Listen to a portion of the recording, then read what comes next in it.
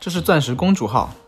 全长290米，宽48米，重116000吨，拥有18层甲板，可载游客2670人，船员1100人。船内的客舱可分为套房舱、阳台舱、海景舱和内舱几种，每种舱根据面积、容纳人数、所处位置和景观还有进一步的细分。你可以花上87000元住进120平方米，可容纳3到4个人，还能纵享船尾超大角度的海景空间的至尊套房舱，也可以只花费15000元住进内舱，一个16到17平方米没有窗户的双人房。整个钻石公主号共有15层可供游客开放的甲板，从最靠近船底的 Gala 层出发，依次是 Gala、Plaza、Fista、Promenade、Emerald、Dolphin、Caribe、Baja、Aloha、Lido、Sun、Sports and Sky。一般情况下，这些外文单词的含义与甲板功能相关。比如 Lido 这个词，在英式英语中有露天泳池的意思，而这层甲板就真的设有2个公共泳池供客人划水。但凡事总有例外，另一些甲板的名字则让人摸不着头脑。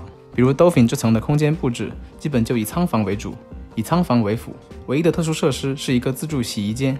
且无法提供海豚清洗服务。这艘搭载着2666名乘客和1045名船员的豪华客轮，于2月3日晚上8点停靠在横滨港。从这一刻开始，他们将经历为期半个多月的隔离。邮轮船舱到底适不适合作为流行病的隔离场所？我们可以从邮轮结构和人为因素这2个角度来判断。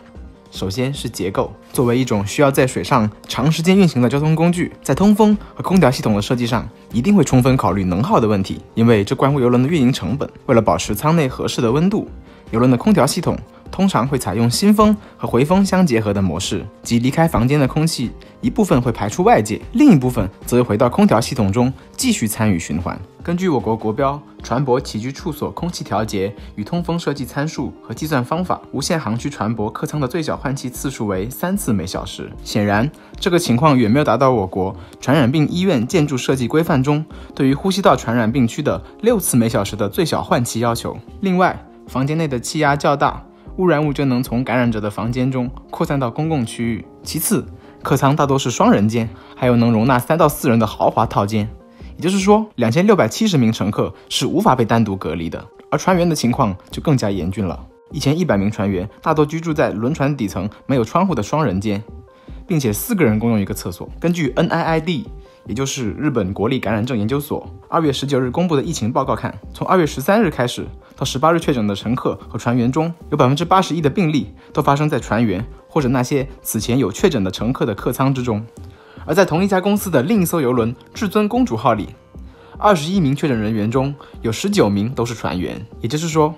不论是从空气还是空间的角度考虑，船内都不是一个适合隔离的场所。那么什么是人为因素呢？2月18日，神户大学的岩田教授在 Twitter 上发布了一支影片，并指控了以下3点：一、船内没有传染病方面的专家在船内指导工作，只有 DMAT 的工作人员、船员和厚生劳动省的职员。2、船内没有严格区分感染区和安全区。3、船内的所有乘客都没有每天记录体温，以至于无法统计数据得到病毒的流行曲线。这些描述可以从一些官方发布的消息中得到佐证。根据厚生劳动省2月14日公布的资料显示，得知2月12日一名检疫官感染肺炎以后，决定派遣流行病专家登船指导工作。也就是说，至少在2月14日这个时间点之前，船上是没有专家的。从5号宣布隔离开始算起，已经过去了9天。另外，从这张被厚生劳动省的桥本副大臣发布在网上又迅速删除的照片可以看出，感染通道的标语贴在2边通道的柱子上，2个通道通向的是同一个空间，除非病毒认识字，不然这样的区域划分是无效的。发病人数的记录最早可以追溯到2月6日，直到2月20日，岩田教授删除视频。在同日召开的外国特派委员会的记者会上，厚生省才公布了船内的隔离措施得到改善，并且 NIID 公布了无2次感染的数据。至于乘客的体温记录和其他健康数据，可能出于隐私问题的考虑，在网上找不到公开的信息。除此之外，乘客们对传染病的防护意识也十分薄弱。乘客不戴口罩在阳台上晾衣服，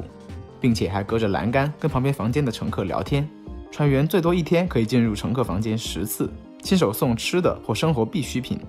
并且这些船员都没有互相隔离，还会聚在一起吃饭。船员必须履行工作义务，被迫成为移动的感染源。一旦乘客没有公共卫生意识，缺乏传染学家的隔离指导，使得感染进一步扩散蔓延。09年 H1N1 禽流感爆发时，在澳大利亚的一艘邮轮中发现了2名 H1N1 患者，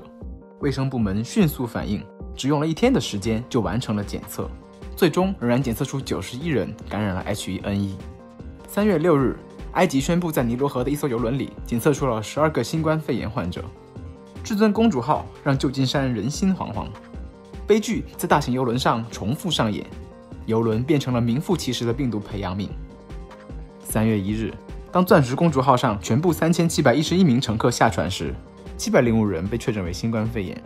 他们中的大多数可能要面临继续的隔离观察。这一趟16天的东南亚之旅变成了30多天的噩梦。有2位日本老人在确诊为新冠肺炎之前，